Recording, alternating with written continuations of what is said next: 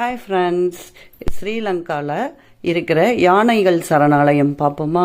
ரொம்ப பிரம்மாண்டமாக இருக்கும் பாருங்கள். இந்த ஃபஸ்ட்டு என்ட்ரன்ஸ் அங்கே போய் டிக்கெட் கலெக்ஷன் பண்ணிக்கணும். நம்மளோட பாஸ்போர்ட் காமிச்சா தான் உள்ளே விடுறாங்க. அது கலெக்ஷனுக்கு வாங்கிட்டு வந்து யானைகளின் சரணாலயத்துக்கு பார்க்கலாம். யானைங்க கூட்டம் கூட்டமாக இருக்கும் அப்படின்னு சொல்கிறாங்க. இங்கே வந்து காடுகளில் சுற்றி திரியிற மாதிரி இருக்குது. ஃபாரினர்ஸ் எல்லாம் நிறைய வந்து பார்க்குறாங்க. இது பாஸ்போர்ட் நம்ம காமிச்சு டிக்கெட் வாங்கிட்டு போனோன்னா அதில் காப்பகத்துக்குள்ளே விடுறாங்க. ஃபஸ்ட்டு வந்து காலையில் 10லேருந்து 12 வரைக்கும் யானை ஆற்றுல போய் குளிச்சுட்டு வரும்.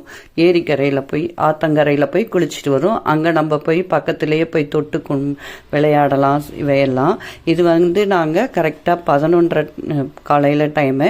அப்போ வந்து யானைங்க குளிச்சுட்டு வெளியே வரும்போது அவங்க ஷவரில், அதாவது ஃபயர் இன்ஜின் வச்சுருப்பாங்க தானே, அந்த மாதிரி டியூப்பில் இறக்கிறாங்க. இதுதான் அந்த ஆறு.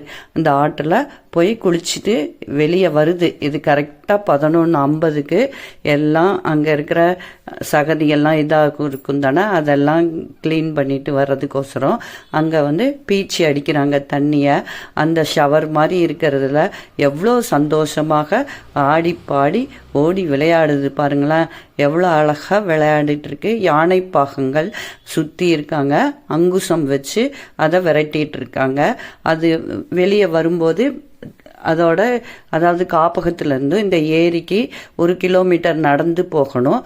அந்த நடந்து போகிறப்ப யாரும் எதிர்படாமல், யானைங்க எந்த டிஸ்டர்ப் பண்ணாமல் சைலன்சர் அடித்து இது மாதிரி அங்குசம் வச்சு மிரட்டி இது பண்ணுறாங்க. இந்த தண்ணி பீச்சு அடிக்கிறதுல அது மிகுந்த சந்தோஷமாகவும் ரொம்ப இதாக இருக்குது. கரெக்டாக மணி 12 பாருங்களேன், ஏறி வருது. அப்படியே ஒவ்வொன்றா இருப்பிடத்திற்கு நகர்ந்து நடக்கிறது. இந்த யானை பாகர்களும் எல்லாம் முன்னாடி போய் ஓரமாக போங்க ஓரமாக போங்க அப்படிங்கிறாங்க. இதில் பார்க்குறதுக்கே ரொம்ப அழகானது என்ன தெரியுமா? குட்டி யானையின் சேட்டைகள் தான். ரொம்ப அருமையாக தாய் யானைங்களோட ஓடி விளையாண்டுக்கிட்டே தான் மேலே வரமாட்டேன்னு ஒரே சண்டை போட்டுக்கிட்டு கீழே கரையிலேயே விளையாடணும். ஏன்னா எப்பயுமே யானைங்க தண்ணியில் விளையாடணும்னு ரொம்ப ஆசைப்படும். இது 10லேருந்து 12 வரைக்கும் தான் இந்த ஆற்றுல இருக்கும். அப்புறம் திருப்பியும் வந்து உணவு சாப்பிட்டுட்டு அந்த சரணாலயத்துக்கு வந்து திருப்பி உணவு சாப்பிட்டுட்டு 2 மணிலேருந்து 5 மணி வரைக்கும் இந்த ஆற்றுக்கு போகும். பாருங்கள், இங்கே ஷாப்பிங் மால்லாம் இருக்கும். அதை தாண்டி இது வரும். அப்படியே பாருங்கள், அண்ணன் நடை போட்டு ஆடி அசந்து எவ்வளோ ஒய்யாரமாக வருது பாருங்களேன். இது இந்தியன் யானை. இங்கேயும் இந்தியன் யானை தான் வளர்க்குறாங்க. தந்தங்கள் தனியாக கம்மி சின்னதாக இருக்கும். பாருங்கள், குட்டி யானை வரவே மாட்டேங்குது. அப்படியே நான் அங்கேயே தான் நிற்பேன் அப்படிங்குது. இது அப்படியே கிராஸ் பண்ணிட்டு வந்து இந்த சரணாலயத்துக்கு அதுங்களே வருது. இங்கே சரணாலயம் ரொம்ப பெருசாக இருக்குங்க. இது என்னன்னா, தன் தாயானை வந்து ஏதோ ஒரு காரணத்திற்காக தள்ளி வச்சிடும். இது வந்து யானைகளின் அடிமை சரணாலயம்னு தான் சொல்லணும். ஏன்னா இல்லாத தனிமையில் இருக்கிற யானையை தான் இங்கே கூட்டிகிட்டு வருவாங்க. உடம்பு சரியாத யானைங்க, காட்டில் உடம்பு சரியாதெல்லாம் இது காப்பகத்தில் கொண்டு வந்து விடுறாங்க. எப்பயுமே யானை கூண்டுக்குள்ளே இருக்கும், இல்லைன்னா கயிறு போட்டு கட்டியிருப்போம். கோயில் யானையாக இருக்கும். ஆனால் இங்கே வந்து உலகத்திலேயே இந்த மாதிரி சரணாலயம் தான் இருக்குங்கிறாங்க. இது 1975 ஆரம்பிச்சது அப்படின்னு அங்கே இருக்கிற வரலாற்றுக்காரங்க சொல்கிறாங்க. ஃபுல்லாக காடு மாதிரி இருக்குங்க. நம்ம மேலே காடில் ஹைட்டாக இருக்கும் பாருங்க. அங்கங்கே தொட்டி கட்டியிருக்காங்க. யானைங்க வந்து குடிச்சிட்டு விளையாண்டுட்டு அழகாக சுற்றி தெரியுறாங்க. ரொம்ப அருமையாக இருக்குங்க. நம்மளுக்கு தேவையானதையெல்லாம், அதாவது அவங்க கொடுக்குற ஃபுட்டு தான் நம்ம கொடுக்கணும் அதுக்கு.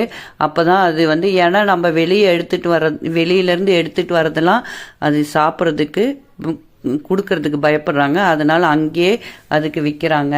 ஃபுல்லாக காடு மாதிரி இருக்குங்க பாருங்கள். பாறைகளுக்கு நடுவே அங்கங்கே கட்டியிருப்பாங்க. தனி யானைகளும் இது மாதிரி தனிமை, அதாவது உடல்நிலை சரியில்லாத யானைங்க தனியாக கூட்டிகிட்டு வந்து கட்டி விட்டுறாங்க.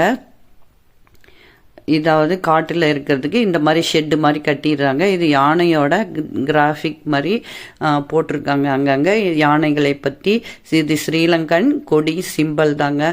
பாருங்களேன், அது அப்படியே அழகாக அண்ணன் நடை போட்டு ஓடி ஆடிட்டு வருது.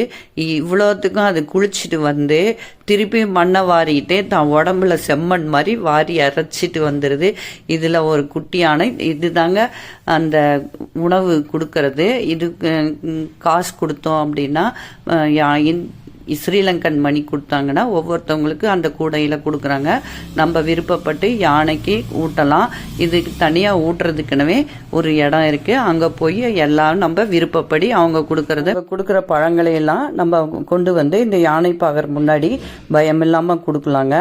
ரொம்ப அருமையாக இருக்குது. நீங்களும் பார்த்து சந்தோஷப்படுங்க. ரொம்பயா பார்க்கலாம். அருமையான இடம் யானைகளின் சரணாலயம்.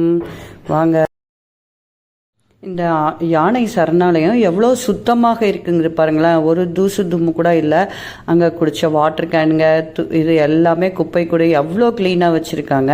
இது போர்டு வச்சுருக்காங்க பாருங்களேன். ஃபீமேல் 41, மேல் 28 அந்த மாதிரி எத்தனை எண்ணிக்கை இருக்குது அதை முதல்ல நல்லா விளக்கமாக ஃபீமேல் 40 போட்டிருக்காங்க. அப்படியே அப்புறம் இந்த சரணாலயத்தில் யாரும் லஞ்சம்லாம் கொடுக்காதீங்கன்னு எல்லாம் நிறைய தமிழ் வேர்ட்ஸ் தான் யூஸ் பண்ணியிருக்காங்க. தமிழ் எழுத்துக்கள்.